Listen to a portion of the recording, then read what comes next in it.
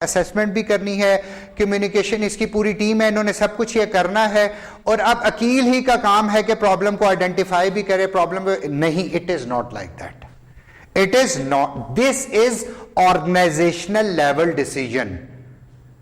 Identification somewhat 80% काम है identify करना रिस्क मैनेजर का, लेकिन उसको एक्सेप्ट करना किसका काम है? That would be a organizational level decision. और not even organizational level decision, you need to include all the stakeholders. जितने स्टेक होल्डर्स है सबने मिलकर यह फैसला करना है।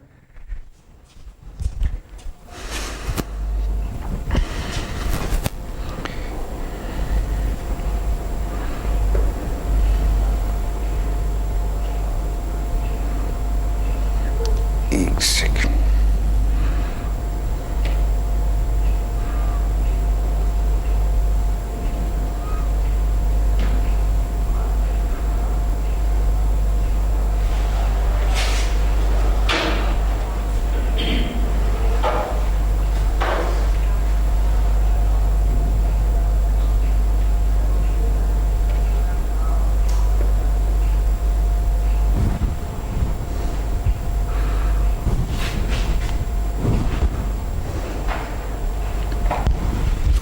Okay.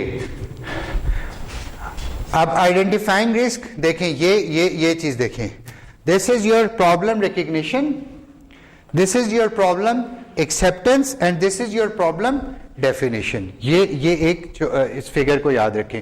Problem identification, the risk manager first major responsibility is defined here as 3-part process: problem recognition, problem acceptance and problem definition.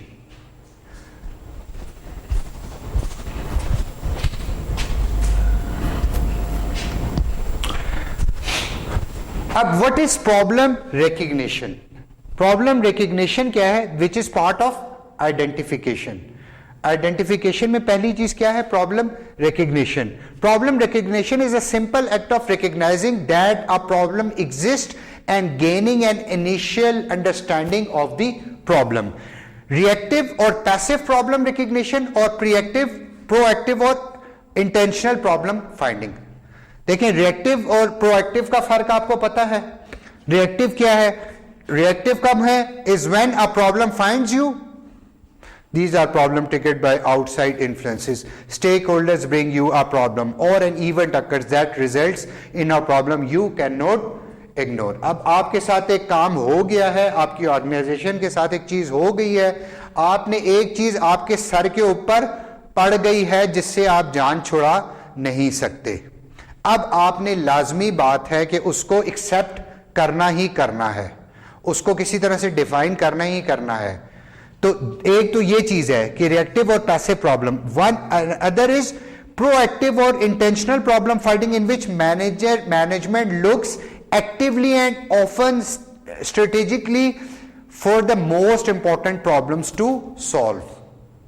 अब मुझे बताइए, इन दो चीजों को देखकर आपको देखें क्या होता है। मोस्टली एक केस में जिसमें आप रिस्क अवॉइडेंस की तरफ जाते हैं, रिस्क अवॉइडेंस जो है नॉर्मली वो रिएक्टिव अप्रोच हो जाती है, या इन सम केसेस आप प्रोएक्टिवली भी रिस्क अवॉइडेंस करते हैं।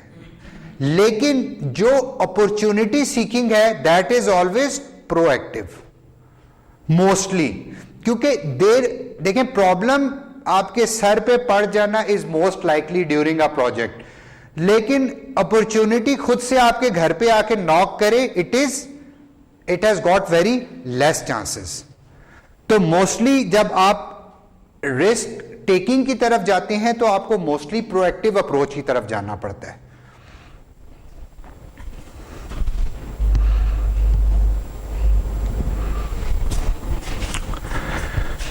Anyone can recognize the problem that forces its way through your door and onto your desk at 4 p.m. on a Friday afternoon. It takes a risk manager to see the problem just over the horizon or just around the corner.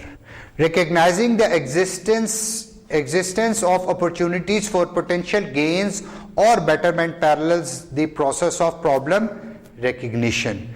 Fewer opportunities seems to break down the risk manager's door than do the problems. However, and the search for opportunity is usually more active. इस point की मैं आपसे बात कर रहा था. Problem तो खुद से आपके पास आती हैं, अपॉर्चुनिटीज आपके पास आती नहीं हैं, इतने आराम से नहीं आती हैं. Okay, problem acceptance. Once a problem makes your radar screen, आपकी स्क्रीन पे प्रॉब्लम आ गई है, the question becomes will you own it and do something about it. The second step is problem identification, therefore is problem acceptance. अब आ गई है, एक चीज आ गई है तो आपने उसको प्रॉब्लम समझा भी है या नहीं है. आपके ख्याल से हो सकता है आप उसको, अगर आप फर्ज करें उसको एक्सेप्ट नहीं करते, उसको एक्सेप्ट करने का क्या मतलब है? उसको एक्सेप्ट करने का यह मतलब है कि आप उसको कोई थ्रेट कंसीडर ही नहीं कर रहे. आप नहीं समझते कि ये एक ऐसी चीज है जिसके पीछे रिसोर्सेज लगाना या टाइम लगाना या एफर्ट लगाना जरूरी है. This thing can not be taken seriously. So anything that you accept, it means that has to be taken seriously. This requires risk manager to articulate the problem they have found in enough detail to determine if it is a problem they are willing and able to address. Addressing a problem means allocating resources to its solution. Acceptance is not that कि आप कहें कि हाँ चलो मान लिया problem है.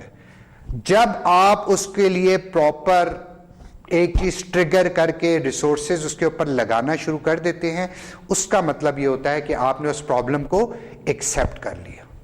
ठीक है.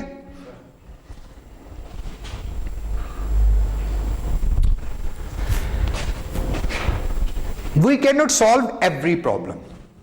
ठीक है ना, we can not solve every problem. Risk manager must identify and commit to the time frame and resources required to address each problem they accept. Problem acceptance is a priority setting setup. It is deciding to act. Accepting a problem as one to be solved or an opportunity as one to be pursued is a significant organizational commitment. जब आप उसको accept कर लेते हैं एक problem को कि उसको किसी तरह से आपने, उस प्रॉब्लम है तो उसको अवॉइड कैसे करना है या हैंडल कैसे करना है, अपॉर्चुनिटी है तो उसको आपने उसके लिए अपॉर्चुनिटी के उसको चेस कैसे करना है. तो ये कंप्लीट ऑर्गेनाइजेशनल कमिटमेट होती है. पूरे का पूरा आपके जो ऑर्गेनाइजेशनल लेवल रिसोर्सेज उसके ऊपर आ जाते हैं. Our understanding of the problem is revised and refined beyond the initial recognition in this step. Okay, problem definition. If you cannot clearly and concisely finish the sentence, the problem is dash dash dash dash, then nothing that follows will be clear either. ये सबसे important step ये है कि problem ये है. जब हम बात कर रहे थे, अगर आप डॉक्टर ने आपके मर्ज की जितनी परफेक्ट तशखीस कर ली, जितना उसको प्रॉपरली आइडेंटिफाई कर लिया, that is the main thing. उसके ऊपर उसके बाद वो उसको एंटीबायोटिक से रिजॉल्व करता है, वो कौन कौन से टेस्ट करवाता है, वो आपको सर्जरी की तरफ लेकर जाता है, वट एवर इट इज. 6 महीने का प्रोसेस है, साल का है, 2 साल का है, 10 साल का है. लेकिन the more important thing is this कि जब आप प्रॉब्लम को प्रॉपरली डिफाइन करने के अगर आपने देखें, अगर आपने एक प्रॉब्लम को रिकग्नाइज कर लिया है, एक्सेप्ट भी कर लिया है, लेकिन आप उसको डिफाइन नहीं कर पा रहे, तो the issue is not solved. A written problem and opportunity statement is the desired output of this problem identification process. Your problems and opportunity statement provides the rationale or reason for your risk management activity. इसमें आपने क्या लिखना होता है? एक, या तो आपको आएगा प्रॉब्लम स्टेटमेंट लिखना, या आपको आएगा अपॉर्चुनिटी स्टेटमेंट लिखना. अब मैं आपके साथ क्या कर सकता हूं कि मैं आपको लेट से एक पैराग्राफ दूं और उस पैराग्राफ में एक सिनेरियो बिल्डअप करूं और उस सिनेरियो में मैं आपसे पूछूं कि आप मुझे बताएं कि प्रॉब्लम है क्या, ठीक है। उसके बाद मैं आपसे पूछूं कि क्या ये प्रॉब्लम आप एक्सेप्ट इस काबिल है कि आप इसको एक्सेप्ट करें, या ये अपॉर्चुनिटी इस काबिल है कि आप इसको चेस करें। और जो सबसे इंपॉर्टेंट चीज होगी जिसमें आप फंसेंगे वो ये होगी कि मैं आपको कहूंगा कि अब इस प्रॉब्लम की प्रॉब्लम स्टेटमेंट लिखें। What is the problem statement, ठीक है। A written problem and opportunity statement is the desired output of this problem identification process. Your problem and opportunity statement provides the rationale or reason for your risk management activity. तो इस पूरी की पूरी जो identification है ना, इस पूरी की पूरी आइडेंटिफिकेशन की जो आउटपुट है, दैट इज योर प्रॉब्लम और opportunity statement.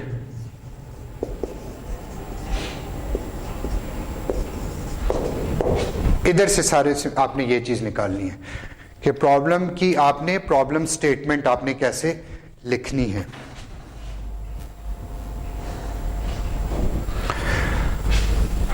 It should be considered a conditional statement, ठीक है। आपको बेनिफिट ऑफ डाउट क्या मिलेगा प्रॉब्लम स्टेटमेंट लिखने का, कि वो कोई हरफे आखिर नहीं होगी, एक कंडीशनल स्टेटमेंट होगी। That will change as you begin to gather information, reduce the initial uncertainties and better understand the problem and stakeholder concern. So date that piece of paper. जब आप पहली प्रॉब्लम स्टेटमेंट लिखते हैं, let's say अगर हम case study की, तो आप देखेंगे, मैं आपको केस स्टडी दूंगा, आप एक प्रॉब्लम स्टेटमेंट लिखेंगे, आप उसको लिख देंगे मेरी फर्स्ट अटेम्प्ट है। फिर जब अगले स्टेप पे जाएंगे, उससे अगले स्टेप पे जाएंगे, मे बी थर्ड स्टेप पे आपको पता चले कि मैंने स्टेटमेंट इस तरह नहीं होनी चाहिए थी, मैं इसको आप ऐसे करके चेंज कर देता हूं। फिर आप सिक्स स्टेप पे जाएंगे, फिर आप उसको काटेंगे चेंज। तो आपको अपने साथ साथ क्या करेंगे, अगर आप प्रोजेक्ट कर रहे हैं तो आप पहली स्टेटमेंट पे डेट डाल देते हैं कि जब मैंने स्टार्ट लिया था तो इस डेट को मैंने ये प्रॉब्लम स्टेटमेंट लिखी थी, ताकि जब आप risk analysis and iterative process, ये बात हम बहुत दफा रिपीट कर चुके हैं, and you can expect to revise and refine your problems and opportunity statement several times before you are done.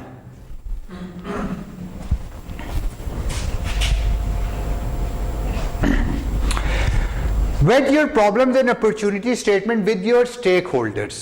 Publish it appropriately. Make it public if your stakeholders include members of the public. Show them your best thinking and ask, did we get the problems right? What is missing? What is here that should not be? Do you have information about these problems and opportunities that would be helpful to share? Stakeholders can be an effective ally in reducing the uncertainty. उस problem statement को छुपा के नहीं रखना है, पूरी दुनिया को, यानी कि everyone who is concerned, he should know कि प्रॉब्लम है। जो जो स्टेक होल्डर है, जो जो आपके उस डिसीजन से, स्टेक होल्डर कौन होगा, who will be the stakeholder, जो आपके उस डिसीजन से मुतासिर होगा, that is a stakeholder. तो आपने अपने तमाम स्टेक होल्डर्स के साथ उसको शेयर करना, शेयर नहीं करना, शेयर करने के साथ साथ आपने उनसे ये चीजें भी इंक्वायर करनी है। हो सकता है किसी अनसर्टेनिटी को वो देख रहे हो, आप ना देख रहे हो, उनकी कोई ना कोई रिजर्वेशन हो जो आपने स्टेटमेंट लिखते हुए उनकी वो रिजर्वेशन उस वक्त उन्होंने नहीं बताई थी। तो जब आप प्रॉब्लम स्टेटमेंट लिख लेते हैं तो आप उनके साथ ये शेयरिंग करते हैं। अच्छा, उसके बाद क्या आ गई? अभी नहीं, चलें पूछ लें। जो भी तो मैं कहता हूँ level of engagement of stakeholders based on the level of involvement of the stakeholders हमें फिर रोल आउट करना चाहिए इस प्रॉब्लम स्टेटमेंट।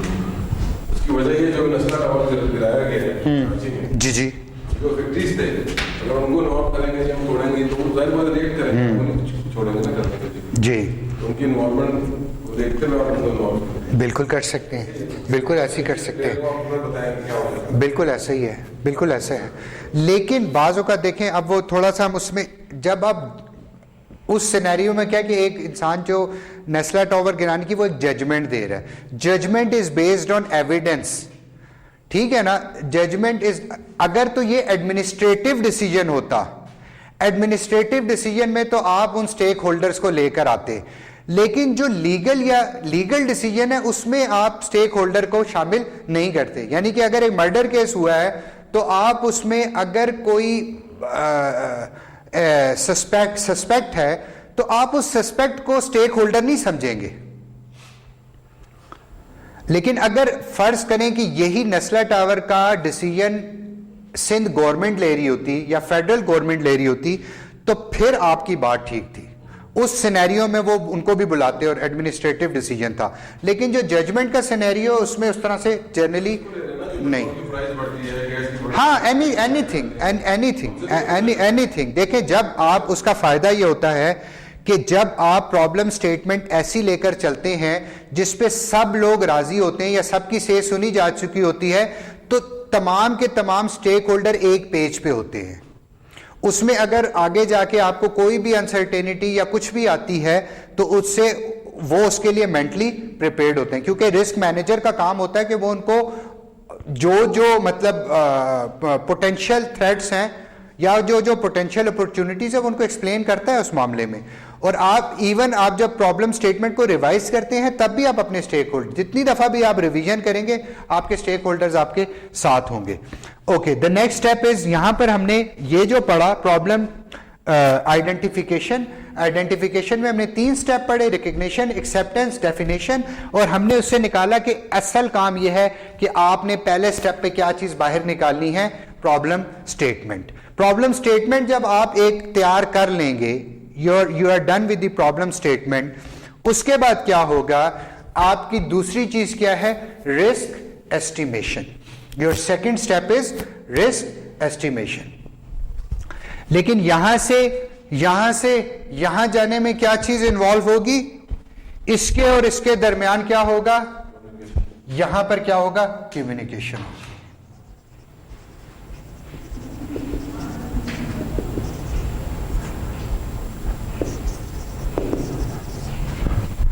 ओके, एस्टिमेशन क्या है, estimating risk is the assessor job. It cannot be done without direction and guidance from the risk manager. अब देखें, अब किसका काम स्टार्ट हो गया, असेसर आ गया बीच में। Risk manager have an important but limited role in the science based risk assessment process. देखिए, risk assessment mostly quantitative judgement होती है। जो असेस करेगा ना वो मोस्टली डाटा बेस्ड असेसमेंट होती है, इंफॉर्मेशन बेस्ड असेसमेंट होती है। तो उसमें ज्यादा रोल क्या होता है, असेसर का ज्यादा रोल होता है। मैनेजर का रोल होगा लेकिन मैनेजर का रोल कम होगा। मैनेजर का रोल जो उसकी क्वालिटेटिव साइड हो सकती है वो मैनेजर का रोल है, लेकिन क्वांटिटेटिव साइड में मैनेजर का 0 रोल होता है।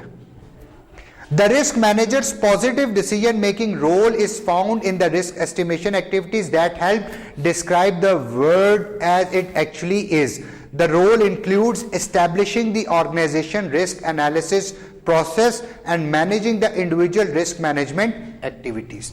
इस स्टेज के ऊपर जब रिस्क एस्टिमेशन हो रही है, रिस्क एस्टिमेशन स्टार्ट हो गई है प्रोजेक्ट की, तो अभी मैं आपको जिस रोल के लेकर चल रहा हूं वो रोल आपका क्या है, आप रिस्क मैनेजर हैं। अब रिस्क आपने प्रॉब्लम स्टेटमेंट बता दी, सब कुछ आ गया, रिस्क एस्टिमेशन वालों ने रिस्क एस्टिमेट करना शुरू कर दिया। इधर आप क्या कर रहे हैं, आप ये 2 काम, establishing the organisations risk analysis process, पूरे का पूरा आप उस वक्त उसको रिस्क एनालिसिस का जो पूरा प्रोसेस चलना है उसका ऑर्गेनाइजर कौन होगा, रिस्क मैनेजर होगा। और managing individual risk management individual activities भी कौन देखेगा, रिस्क मैनेजर देखेगा। ये 2 काम यहां पर, ये 2 काम रिस्क मैनेजर के हैं। अच्छा, ये देखें, ये दिस इज इंपॉर्टेंट। अब ये जो आपकी I am really sorry for all those students who cannot see the board properly. You can see the slides, तो आपको अंदाजा हो जाए कि ये आपका देखें, यहां से ये काम स्टार्ट होता है और यहां पे ये काम एंड होता है. इधर से स्टार्ट हो रहा है और इधर ये एंड हो रहा है.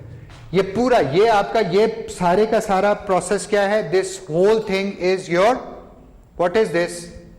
This is your whole risk management process. तो यहां से जब ये स्टार्ट हो रहा है ना, develop risk analysis process, step 1 है डेवलप रिस्क एनालिसिस प्रोसेस. तो डेवलप रिस्क एनालिसिस प्रोसेस से ये चीज स्टार्ट होगी और एंड होगी इंडिविजुअल रिस्क मैनेजमेंट एक्टिविटीज, यहां तक. ठीक है ना? It is not basically ending here but this is the culminating point. तो ये जो दो चीजें हैं ना, ये ऊपर वाली और ये नीचे वाली, ये जो सैंडविच है, ये ऊपर और नीचे का सैंडविच, ये जो दोनों चीजें हैं ये रिस्क मैनेजर करेगा. और इस सैंडविच के अंदर जो कुछ है वो रिस्क असेसमेंट वाले करेंगे. ये काम और ये काम देखें क्या है डेवलप रिस्क एनालिसिस प्रोसेस में क्या है. ये चीज क्या है? ये चीज क्या है रिस्क एनालिसिस प्रोसेस में? नंबर 1 एस्टैब्लिश द फ्रेमवर्क, पूरा फ्रेमवर्क बनाना. रोल्स एंड रिस्पॉन्सिबिलिटीज, हर बंदे की उसमें रोल्स एंड रिस्पॉन्सिबिलिटीज डिफाइन करना. रिस्क असेसमेंट पॉलिसी बनाना. रिस्क असेसमेंट वाले they work under a certain policy. एक ऑर्गेनाइजेशनल पॉलिसी भी हो सकती है, ऑर्गेनाइजेशन लेवल की पॉलिसी भी हो सकती है, वो नेशनल लेवल की पॉलिसी भी हो सकती है, वो इंटरनेशनल लेवल की पॉलिसी भी हो सकती है. देखें जो हम तो एक पर्टिकुलर सेंस में रिस्क एनालिसिस पढ़े ना कि प्रोजेक्ट से रिलेटेड या ऑर्गेनाइजेशन से रिलेटेड, लेकिन जो आपके जो अदर जो आप डिफरेंट नेचुरल हैजर्ड्स को जब देखते हैं, नेचुरल हैजर्ड्स और उसमें जब जाते हैं तो उसमें जो पॉलिसीज बनती हैं वो इंटरनेशनल पॉलिसीज हैं. उसमें इवन जो रिस्क किसको कहना है ये भी डिसाइड इंटरनेशनल ऑर्गेनाइजेशंस डिफाइन करती हैं कि किस हद तक चीज को रिस्क कहना है, कितना टॉलरेंस लेवल रखना है, वो आगे चीजें आ जाएंगी. तो ये जो आपकी ये रिस्क एनालिसिस प्रोसेस, ये आपका रिस्क एनालिसिस प्रोसेस है और ये इंडिविजुअल रिस्क मैनेजमेंट एक्टिविटीज हैं सारी की सारी. रिस्क मैनेजमेंट एक्टिविटीज क्या है? डेवलप, अभी हम सब इनको देखेंगे. Develop a risk profile. Risk profile क्या होता है बताऊंगा. Develop a risk profile, establish risk management objective, decide if a risk assessment is needed, request needed information, initiate the risk assessment, coordinate the conduct of the assessment and consider the results of the assessment. अब इस stage के ऊपर आकर ना, असल में इस stage के ऊपर आकर असेसमेंट और मैनेजमेंट ऐसे हो गए. लेकिन ये जो ऐसे हो गए हैं ना, इसमें से मैं आपको सिर्फ ये चीज बता रहा हूं, ये चीज अभी मैं नहीं बता रहा. अभी यहां ये बेसिकली ये जो काम हो रहा है ना, ये असेसमेंट के अंदर ये काम हो रहा है, लेकिन वो क्या हो रहा है वो मैं आपको नहीं बता रहा. मैं आपको ये बता रहा हूं कि असेसमेंट एस्टिमेशन, जब हमने एस्टिमेशन की बात की वहां असेसमेंट स्टार्ट हो जाती है, लेकिन अभी हम असेसमेंट को देख ही नहीं रहे. हमने समझे एक ऐसा चश्मा लगाया हुआ है कि जिसमें हमें सिर्फ मैनेजमेंट ही नजर आती है. तो इस पूरे प्रोसेस में ये जो बेसिकली असेसमेंट के अंदर इस पूरे प्रोसेस में हम सिर्फ वो फ्रेम देख रहे हैं जो मैनेजमेंट से रिलेटेड है, और वो फ्रेम, उस फ्रेम को ब्रॉडली हम दो हिस्सों में कह सकते हैं. एक रिस्क एनालिसिस प्रोसेस क्या है और एक इंडिविजुअल रिस्क मैनेजमेंट एक्टिविटीज किस लेवल पर होनी है. इनको जब हम आगे जाके थोड़ा सा डिटेल में पढ़ेंगे फिर आपको समझ आ जाएगी इंशाल्लाह.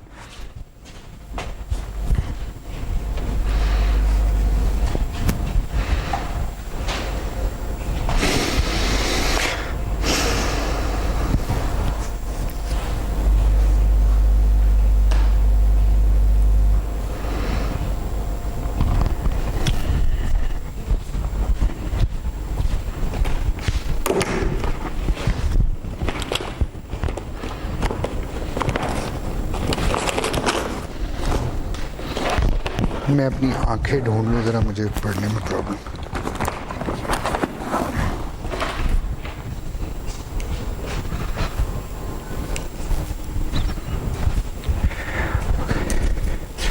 अच्छा, रिस्क प्रोफाइल को देखें, जब हम इसकी बात कर रहे हैं ना यहाँ पर, इसके ऊपर थोड़ा सा ध्यान दें।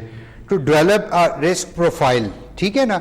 जो रिस्क प्रोफाइल होता है बेसिकली वो क्या होता है, कलेक्शन ऑफ डाटा। जब आप डाटा कलेक्ट करना शुरू करते हैं, रिस्क प्रोफाइल के लिए क्या है, कलेक्शन ऑफ डाटा है, latest statement of the problem है, ठीक है ना।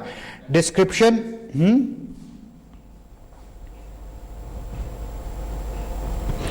डिस्क्रिप्शन ऑफ द हैजर्ड्स और अपॉर्चुनिटी इन्वॉल्व है, how assets are expose to the hazards, frequency, distribution and levels of occurrence of the hazards, identification of possible risks from available scientific literature, nature of value at risk, अच्छा, distribution of the risk and benefits from the risk activity, high level और preliminary assessment और okay, ये बहुत ज़्यादा in depth चीज़ थी, इसलिए मैंने इसको साइड पे लिखा हुआ था, आपको इसमें नहीं डाला, इसलिए कि फिर जितना डालूंगा उतना आप और टाइम लगता जाएगा। आपने जहन में ये रखना है, let's say developing a risk profile is your data collection, keep it as much simple as you can. बहुत लंबे काम है, ये एक लंबी लिस्ट है, कीप इट, बस इतना ध्यान में रखें, प्रोफाइल बनाते हुए आप नेसेसरी डाटा इकट्ठा करना शुरू करें। Establish a risk management objectives. अब आपने जो ऑब्जेक्टिव्स डिफाइन करने हैं, आपके ऑब्जेक्टिव्स आपने डिफाइन कर दिए। ऑब्जेक्टिव कौन डिफाइन करेगा, who would define the objective,